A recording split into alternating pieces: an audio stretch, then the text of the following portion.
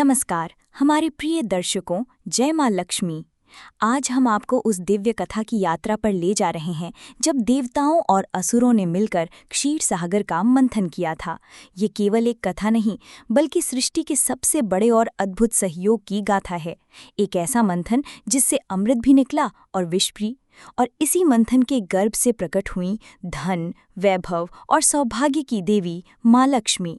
तो चलिए मिलकर चलते हैं उस पौराणिक काल में और जानते हैं कि आखिर क्यों हुआ था ये समुद्र मंथन, कैसे प्रकट हुई माँ लक्ष्मी और कौन से थे वे 14 दिव्य रत्न जिन्होंने इस मंथन को इतना महत्वपूर्ण बना दिया। भाग 1, समुद्र मंथन की आवश्यकता क्यों पड़ी। बात उस समय की है जब महर्षि दुर्वासा, जो अपने क्रोध के लिए जाने जाते थे, एक बार देवराज इंद्र से मिलने इंद्रलोक पहुंचे। उन्होंने प्रेमपूर्वक इंद्र को भगवान विष्णु की दिव्य माला भेंट की, किंतु इंद्र अपने ऐरावत हाथी पर विराजमान थे और उन्होंने अहंकारवश उस माला को ऐरावत की सूंड पर रख दिया। हाथी ने उस दिव्य माला को पृथ्वी पर फेंककर कुचल दिया। यह देखकर महर्षि दुर्वासा क्रोध से भर उठे। उन्होंने इंद्र को श्राप दिया, इंद्र, तुमने मेरे दिए हुए उपहार का, भगवान के प्रसाद का अपमान किया है। तुम्हारे इस अहंकार के कारण तुम और तीनों लोग श्रीहीन हो जाओगे। तुम्हारी सारी धन संपदा और वैभव नष्ट हो जाएगा। महर्षि के श्राप का प्रभाव तुरंत हुआ। स्वर्ग की चमक फीकी पड़ गई, देवताओं का बल क्षीण हो गया और असुरों ने स्वर्ग पर आक्रमण कर अपना आधिपत्य स्थापित कर लिया। दुखी और पराजित देवता भगवान ब्रह्मा के पास पहुंचे और फिर सब मिलकर सृष्टि के पालनहार भगवान श्री हरि विष्णु की शरण में गए। भगवान विष्णु ने देवताओं को इस संकट से उबारने का एक मार्ग सुझाया। उन्होंने कहा, हे देवगण, इस समय तुम्हारा बल क्षीण हो गया है। तुम्हें अमृत की आवश्यकता है जो तुम्हें अमर और अजेय बना देगा, और यह अमृत क्षीर सागर के मंथन से ही प्राप्त होगा। लेकिन यह कार्य अकेले देवताओं के बस का नहीं था। इसके लिए उन्हें अपने चिरशत्रु असुरों की सहायता लेनी पड़ेगी। भगवान विष्णु ने युक्ति सुझाई कि अमृत का लालच देकर असुरों को इस महायज्ञ में शामिल किया जाए। भाग 2, दिव्य मंथन का आरंभ। भगवान विष्णु की आज्ञा मानकर देवताओं ने असुरों के राजा बलि से संधि की। अमृत के लोभ में असुर भी देवताओं के साथ मिलकर समुद्र मंथन के लिए तैयार हो गए। अब प्रश्न था कि मंथन कैसे किया जाए। तब मंदराचल पर्वत को मथनी बनाया गया और नागों के राजा वासुकी नाग को रस्सी यानी नेति के रूप में उपयोग करने का निर्णय लिया गया। देवता और असुर मिलकर मंदराचल पर्वत को क्षीर सागर तक ले आए, लेकिन जैसे ही पर्वत को सागर में डाला गया वो डूबने लगा। तब भगवान विष्णु ने स्वयं कच्छप अवतार यानी विशालकाय कछुए का रूप धारण किया और पर्वत को अपनी पीठ पर धारण कर लिया। उनकी पीठ पर मंदराचल स्थिर हो गया और दिव्य मंथन का आरंभ हुआ।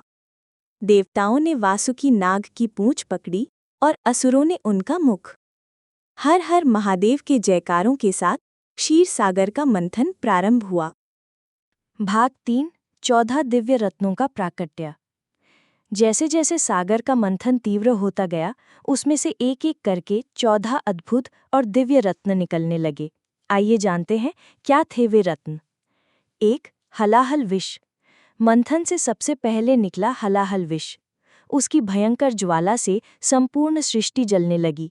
देवता और असुर हाहाकार करने लगे। तब सभी ने सृष्टि के संहारक देवादिदेव महादेव से प्रार्थना की। भगवान शिव ने उस विष को अपने कंठ में धारण कर लिया, जिससे उनका कंठ नीला पड़ गया और वे नीलकंठ कहलाए। 2. कामधेनु गाय। विष के बाद सागर से प्रकट हुई दिव्य कामधेनु गाय। ये कोई साधारण गाय नहीं थी, ये सभी इच्छाओं को पूरा करने वाली थीं। ऋषियों ने इस गाय को ग्रहण किया ताकि इसके घी, दूध और गोबर से यज्ञ हवन संपन्न हो सकें। 3. उच्चैश्रवा घोड़ा। इसके बाद एक 7 मुखों वाला श्वेत वर्ण का अद्भुत घोड़ा निकला, जिसका नाम था उच्चैश्रवा। ये घोड़ा देवताओं के राजा इंद्र को प्राप्त हुआ। 4. ऐरावत हाथी। फिर 4 दांतों वाला सफ़ेद हाथी ऐरावत प्रकट हुआ। उसकी शोभा अलौकिक थी। ये दिव्य हाथी भी देवराज इंद्र को मिला। 5वां, कौस्तुभ मणि। एक अत्यंत चमकदार और बहुमूल्य मणि कौस्तुभ मणि प्रकट हुई, जिसे स्वयं जगत के पालनहार भगवान विष्णु ने अपने हृदय पर धारण किया। 6. कल्प वृक्ष पारिजात।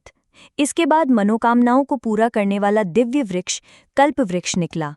इसे देवताओं ने स्वर्ग में स्थापित कर दिया। 7. रंभा अप्सरा। फिर अत्यंत सुंदर नृत्य और संगीत में निपुण अप्सरा रंभा प्रकट हुई, जो स्वर्गलोक की शोभा बनी। 8. देवी लक्ष्मी का प्राकट्य। और फिर वो दिव्य क्षण आया जिसका सभी को इंतजार था। क्षीरसागर की लहरों के बीच खिली हुए कमल के आसन पर विराजमान, हाथों में कमल पुष्प लिए 16 श्रृंगार से सुसज्जित, जगत की अधिष्ठात्री, धन और सौभाग्य की देवी माँ लक्ष्मी प्रकट हुईं। उनके प्रकट होते ही चारों दिशाएं प्रकाशमान हो गईं। देवता, असुर, गंधर्व सभी उनकी दिव्य आभा को देखकर मोहित हो गए। दिग्गजों ने स्वर्ण कलशों में पवित्र नदियों का जल भरकर माँ का अभिषेक किया। स्वयं सागर देव ने उन्हें कभी न मुरझाने वाली वैजयंती माला भेंट की। माँ लक्ष्मी ने सभी देवताओं पर अपनी कृपा दृष्टि डाली और फिर उन्होंने अपने लिए वर के रूप में भगवान श्री हरि विष्णु को चुना और उनके गले में वैजयंती माला डालकर उनके वामांग में विराजमान हो गईं। उनके प्रकट होने से तीनों लोग फिर से श्री यानी ऐश्वर्य से संपन्न हो गए। 9. वारुणी मदिरा। देवी लक्ष्मी के बाद मदिरा की देवी वारुणी प्रकट हुई, जिन्हें असुरों ने ग्रहण कर लिया। 10. चंद्रमा। इसके बाद शीतल प्रकाश देने वाले चंद्रमा प्रकट हुए। भगवान शिव ने उन्हें अपने मस्तक पर धारण कर लिया। 11. शंख पांचजन्य।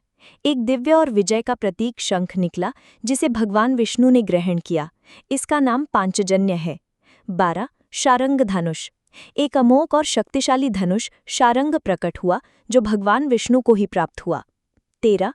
रंभा नामक अप्सरा। ये कुछ ग्रंथों में दोबारा गिना जाता है या अन्य अप्सराएं। 14. धन्वंतरी और अमृत कलश।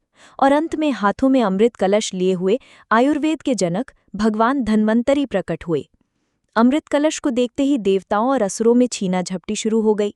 तब भगवान विष्णु ने मोहिनी का रूप धारण करके देवताओं को अमृत पान कराया और सृष्टि को असुरों के आतंक से बचाया। तो मेरे प्रिय दर्शकों, ये थी समुद्र मंथन की अद्भुत कथा।